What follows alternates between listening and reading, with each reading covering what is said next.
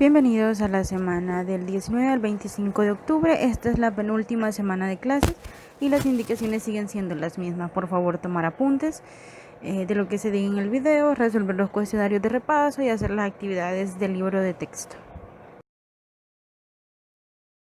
Esta semana vamos a ver dos temas porque la semana pasada, pues por lo de la prueba estandarizada, no les subí video para no sobrecargarlos. Así que esta semana vamos a ver dos temas. El primero es el marco regulador de la sociedad de la información. Primero debemos saber que la sociedad de la información no tiene fronteras y se basa en ¿qué? En la socialización. La sociedad de la información todavía es un proyecto, no es algo que es una realidad al 100% en la sociedad actual, sino que es un proyecto para la humanidad y por ello necesita un marco que lo regule, o sea, un conjunto de mecanismos, normas, reglas que regulen las actividades de la sociedad de la información. ¿Por qué? Porque como es una sociedad y obviamente funciona de manera similar a una sociedad convencional y real que puede ser tangible, la sociedad de la información también tiene que tener reglas para que no se incumplan ciertas normas. ¿Por qué? Porque a veces en función de la libertad de expresión o de la libertad de información se cometen algunas cosas que no son apropiadas y por eso debe haber un marco regulatorio. La sociedad de la información tiene ciertos principios y vamos a hablar de ellos. Primero, la promoción, o sea que todos los actores de la sociedad deben comprometerse a que los avances sean utilizados para la persona humana, a eso se refiere, no en función de otra cosa más que en función del beneficio de los seres humanos. También tiene que tener una infraestructura. ¿Y a qué se refiere esto? A asegurar la conectividad entre los diferentes sectores y actores sociales. Por otra parte, el acceso a la información y al conocimiento es otro de los principios y consiste en liberar la circulación del conocimiento y de la información de modo que sea accesible para cualquiera, para todos. Otro de los principios también es la creación de la capacidad. ¿Y a qué se refiere? Esto va más que todo vinculado a la educación en informática, en las tecnologías de la información y la comunicación, para que haya una educación básica acerca de esto. Los principios son las dimensiones éticas, que pues aquí tenemos que la sociedad de la información debe promover los valores de paz, la democracia, la solidaridad, el respeto y la justicia. También está la cooperación internacional y nacional. La solidaridad, esto tiene que ver con la solidaridad y la cooperación entre los países, entre las naciones. ¿Y qué implica esto? Que la agenda que maneja cada país, cada nación, está vinculada a la cooperación con otros. También el entorno propicio. ¿Y de qué se trata este principio? Aquí se necesita que el contexto, o sea, la realidad, la sociedad sea apoyada por un Estado de derecho, que ya hablamos del Estado de Derecho. También la diversidad cultural. Este principio pues está basado en el hecho de que la diversidad y la riqueza cultural es lo que apoya a la sociedad de la información y que no debe de ser un obstáculo, sino algo que ayuda a la sociedad.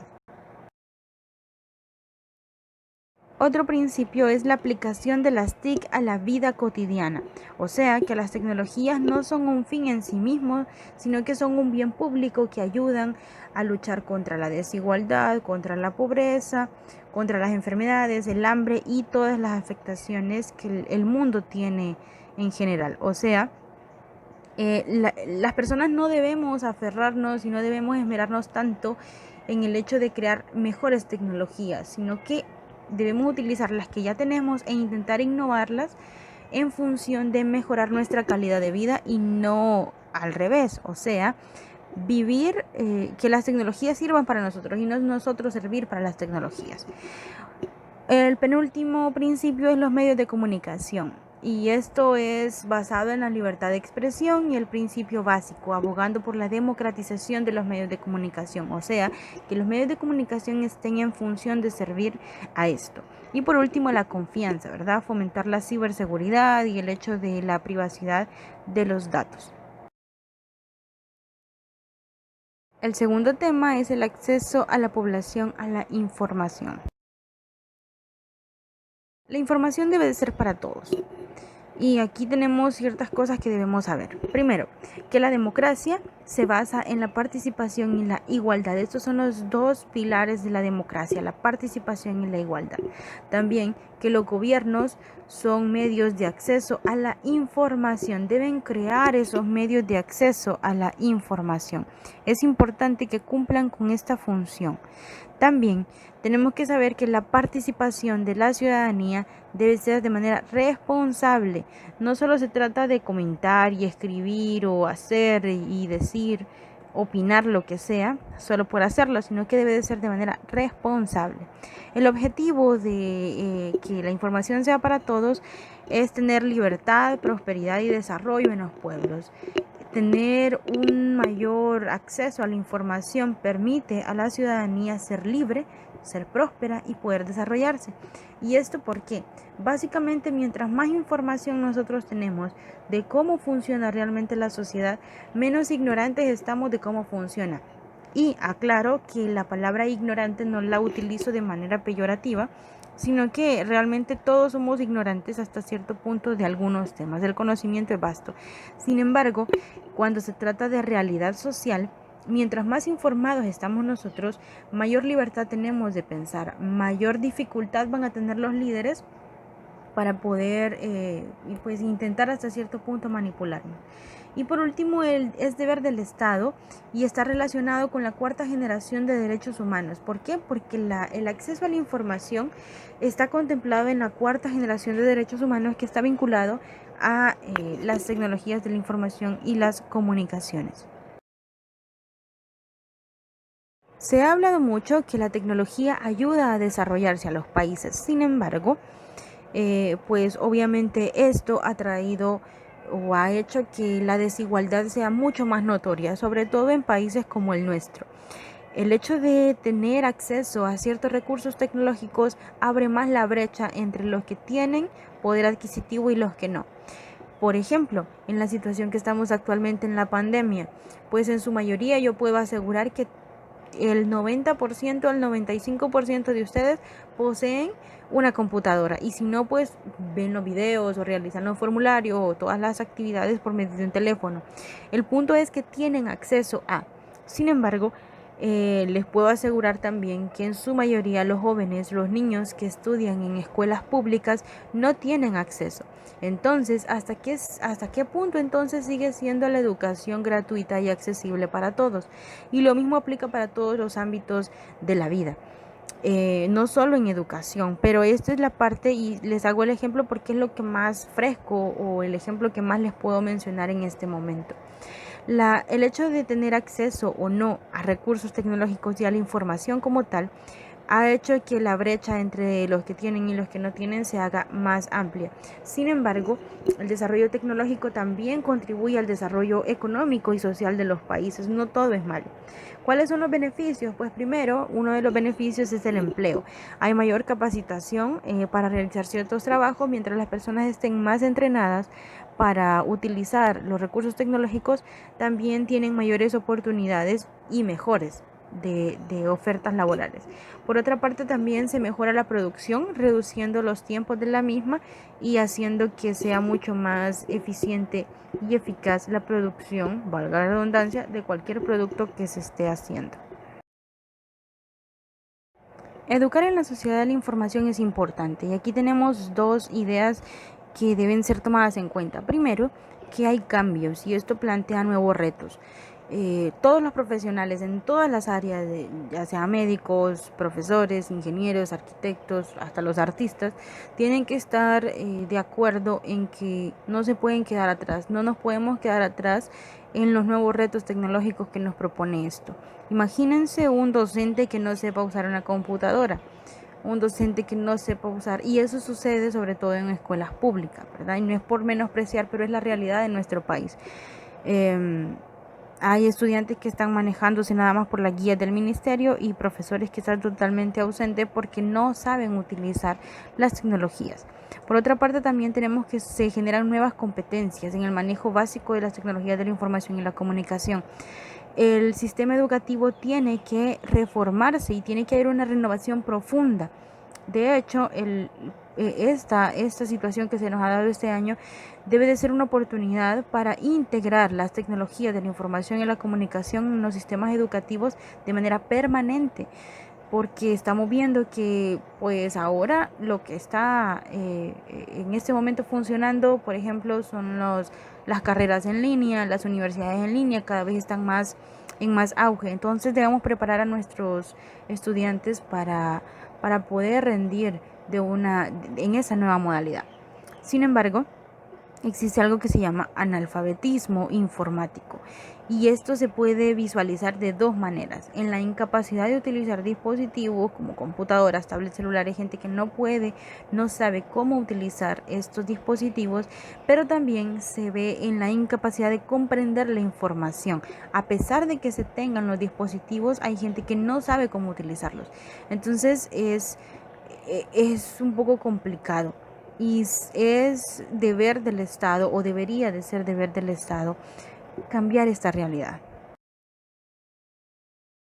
Como todo en esta vida, hay ventajas y desventajas en el acceso a la información. Vamos a ver las 4 ventajas primero. La primera es que hay una exploración y acceso a documentos, diarios, revistas, programas, noticias y toda cantidad de información en el momento que nosotros querramos. También el seguimiento en tiempo real de noticias, de cualquier cosa, lo que está sucediendo en Rusia, en China, en Japón, en cualquier parte del mundo, nosotros podemos saberlo en tiempo real. Otra de las ventajas es el tiempo de aprendizaje, el espacio de aprendizaje. Las regiones y las culturas del mundo tenemos la posibilidad hoy en día de, sin necesidad de viajar, conocer cuál es la forma de vida, cuál es pues el sistema de cierta región, y conocer, enriquecernos de ese conocimiento cultural de otras sociedades. Y por último, la socialización del conocimiento, que implica que los hallazgos científicos pues contribuyan al desarrollo de la sociedad, y que los avances tecnológicos que suceden en Japón, en China, en todos los países desarrollados que sí invierten en investigación y en tecnología, pues nos sirvan, o es el reto, ¿no? Que sirvan para todos a nivel mundial, que no solo se quede ahí. Esas son las ventajas del acceso a la información. Ahora las desventajas. La primera, tenemos que cantidad no significa calidad. Y en el mundo virtual, en Internet, tenemos saturación de información sin fuente de información. O sea, no tenemos, no sabemos de dónde proviene tanta información y la tomamos como cierta porque así. Entonces esas son cosas, hay una desventaja porque no nos tomamos el tiempo de averiguar si es cierta o falsa la información que nos están dando. La segunda desventaja es que a veces la información está al servicio no de la humanidad, sino de los intereses políticos o económicos de cierto grupo de poder, y obviamente ahí la información se convierte en un arma de poder. También la violación de datos y el problema de la privacidad debido a la vulnerabilidad y de la seguridad de Internet. Esto se convierte en una desventaja. Por eso hay que tener cuidado de cómo utilizamos los recursos tecnológicos. Y por último, se genera una dependencia. Descuidamos cierta parte de nuestra vida laboral, de nuestra vida personal, de su vida estudiantil. Dejamos de hacer las tareas, dejamos de hacer nuestro trabajo, dejamos de prestarle atención a nuestra familia, a nuestros papás, a nuestros hermanos, a la gente que tenemos cerca, por estar pendientes del teléfono, de la computadora, de estar jugando, y esa dependencia, ¿verdad? Yo los invito a que revisen en sus teléfonos, en la mayoría, ¿verdad? Todos los teléfonos traen en la parte de la configuración, ahí podemos ver cuánto tiempo del día utilizamos cada aplicación que vemos. Y ahí pueden hacer la cuenta ustedes de cuánto tiempo pasan en el teléfono. Hagan el ejercicio y ahí vamos a ver si de verdad estamos teniendo un problema o podemos manejarlo y somos totalmente responsables del uso adecuado de nuestros dispositivos electrónicos. Para que la información no sea tomada en nuestra contra y la información no sea usada en nuestra contra, debemos tener criterios para cuestionar y para poder tener una postura clara, objetiva y crítica frente a la información que se nos presenta.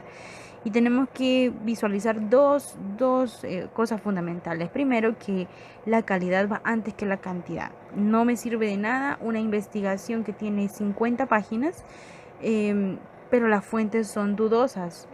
Pues en un párrafo de 10 líneas a mí me pueden dar una buena explicación de algo, me pueden exponer un tema muy claramente y pues no va a haber ningún problema siempre y cuando las fuentes de información estén bien fundamentadas. Y por último, debemos ser analíticos, debemos de tener y debemos de construir nuestro pensamiento crítico, poder no solo absorber la información que nos dan, porque ahora estamos expuestos a un montón de información que le dan sus docentes, información de los medios de comunicación, de internet, de redes sociales, de la televisión.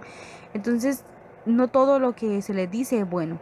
Hay cosas que debemos desechar, hay cosas que no les son útiles, hay cosas que posiblemente sean buenas, pero hay que tener un poquito de pensamiento crítico y ver qué de todo lo que me están diciendo es cierto y qué no. Entonces eso es fundamental. Criticar, cuestionar todo lo que se nos dice para saber si la información es válida o no. Por último, no se les olvide, ¿verdad?, tomar apuntes, resolver los cuestionarios de las páginas 217 y 220, hacer las actividades del libro, que son dos nada más, en la 217 igualmente y en la 121, y hacer el cuestionario en Google Forms. Recordarles que este cuestionario, el quinto cuestionario, representa el 40% de su prueba objetiva, que implica que la nota, que ya pueden ver en los cuadros que están públicos a los que ustedes tienen acceso, del primer documento que me enviaron, pues a eso se les saca el 60% y el otro 40% para sacar su nota de prueba objetiva total. Es este cuestionario que tienen que resolver de este viernes hasta el lunes a las 5 de la tarde. Por favor, no se les olvide. Y eso es todo. Gracias por su atención y pasen un feliz fin de semana.